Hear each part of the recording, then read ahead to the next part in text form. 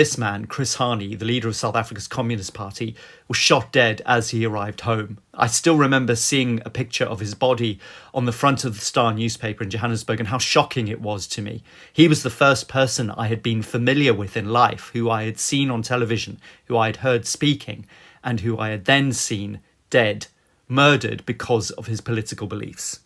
The police soon arrested this man, Janusz Wallerz, a Polish immigrant to South Africa and a far-right extremist who was hoping to trigger a race war.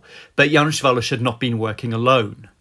Wallerz was working with this man, Clive Derby-Lewis. He was actually a member of parliament in the opposition Conservative Party, and his aim was, by killing Hani, to undermine communist support for the African National Congress and steer South Africa away from the end of apartheid.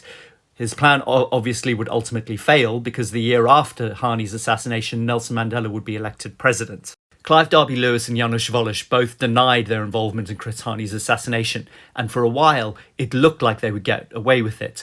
Until one day, at their trial, the prosecution announced that they had a star witness. Out came Elizabeth Moshwani, Clive Derby-Lewis's maid. I haven't been able to find a picture of Elizabeth Moshwani anywhere on the internet, so I'm going to use this picture of a typical South African domestic worker, because in a sense, what Elizabeth Moshwani did next stands for all domestic workers who were seen as invisible during apartheid.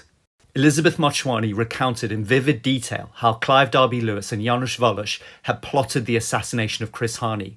While she was bringing them cups of tea and cleaning the furniture and vacuuming around them, they assumed that she was invisible, that she wasn't able to listen or see or think. But the whole time Elizabeth Moshwani knew what they were up to, and she remembered everything. It was her testimony that blew the case wide open and secured convictions for the men who had killed Cris Hani. When Elizabeth Moshwani's testimony was challenged by a prosecution lawyer, she replied, "I was there, you weren't, how would you know?" This story contains a powerful lesson for all of us. It is often people who we believe are invisible who make the best witnesses of history. Because they're outsiders, they can view things more objectively. Elizabeth Moshwani